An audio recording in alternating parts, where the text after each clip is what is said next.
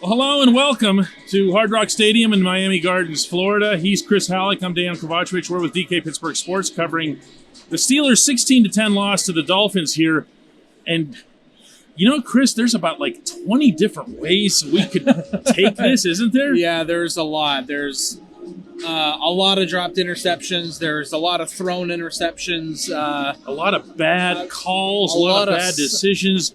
Najee Harris jumping on fourth down. The penalties at the end. Penalties were bad. And there's all kinds of intricate analysis that you can weave into a game like this, because you can say, oh, let's talk about this or let's talk about that. The fact of the matter is, Chris, this is not a good football team. No, it's not. And because that's what bad football teams do. Yeah, it is.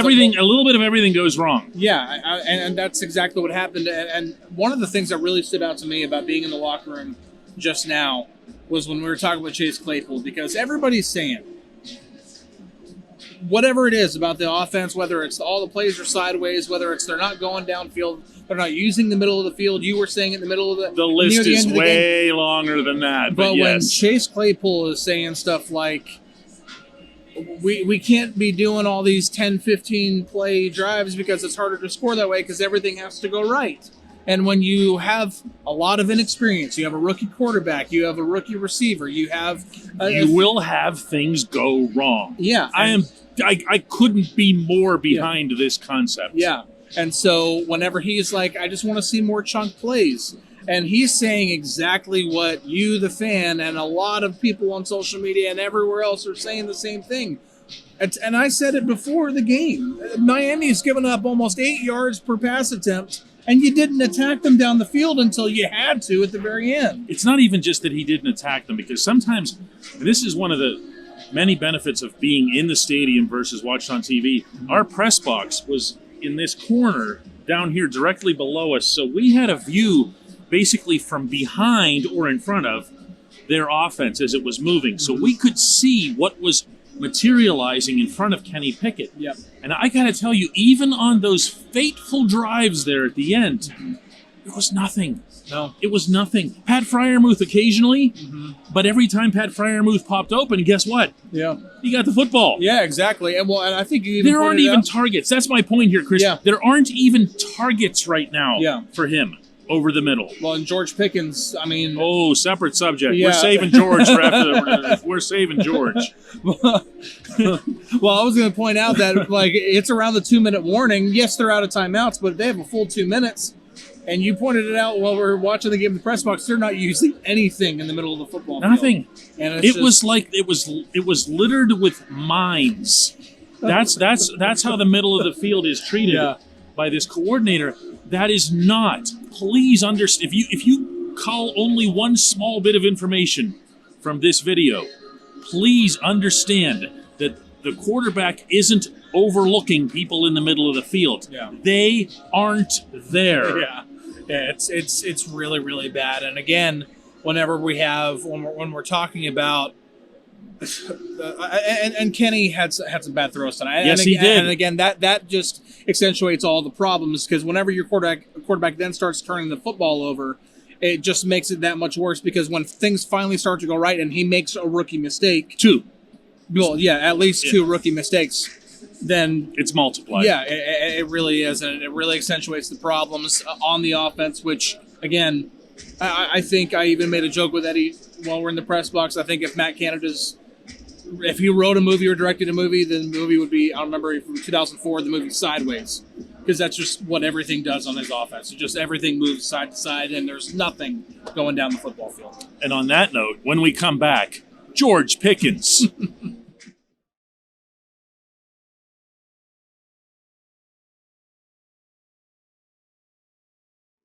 Welcome back to our fine program here high atop Hard Rock Stadium in Miami Gardens, Florida, where George Pickens was... Here, let's show them over here.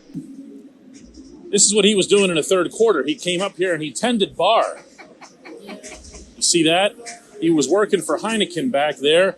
And then see back the shaved ice? He was selling some shaved ice. Yeah, you see that? Those guys are now cleaning up George's mess. And then he would come over here and he was doing some usher work, managed the security entrances, and then finally got dressed as a Miami cheerleader, waving his pom-poms up in the direction of the offensive coordinator, attempting to get his attention. Chris, it's an absolute joke what's happening right now with him, which is why I feel like I can joke about it.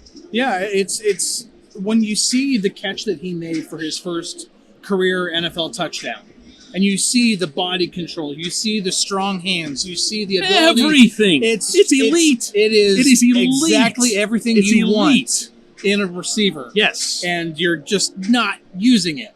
You're not using it. It's a criminally underutilized weapon in the Steelers offense. 6 catches on 6 targets. It's all he does is catch the football. He comes back to the football. He goes back for the football. Why isn't he being used more? Mike Tomlin was asked that, dumped all over the question, said, well, I know what you're getting at. This is the kind of thing that you ask after a loss. Yes. Well, it's because it's valid. It's a valid question. I went right to the source, and I asked George Pickens, well, listen for yourself. George, are you ready for more? Oh, yeah. You know what I'm asking? Yeah. Okay. I mean, just whenever, opportunities come, man. Then next game, same thing. It's just a routine every game, so I just try to do my best. Yeah, he's ready. Yeah. You heard him say it. Yeah. He's ready. I mean, he's not, there's no controversy in this. Every wide receiver wants the football more, okay? Right. And he's not hanging anybody out to dry or saying something about his quarterback or his teammates or even the coordinator for that matter. Yeah. But he's saying he's ready. He's showing us with every throw that he's ready. Yeah. What do they wait? This team can't move the football, Chris. No, I mean, this is the most. And that this isn't even. We're not even expressing opinions here. Yeah, and that's going back again to what Chase. I mean, even whenever we were talking with Chase Claypool to kind of bring him back up again, he was saying George needs more of those passes. Yes, like he's downfield. He's saying it was like George needs more of those passes downfield. Needs more of the chunk plays. Needs more of the go balls, as Chase called them. Again, the problems are stacking up so high. I'm running out of words to describe it, but I think we would be remiss if we didn't talk about at least 3, if not 4, dropped interceptions on defense. 4. Okay. It's 4. I can't.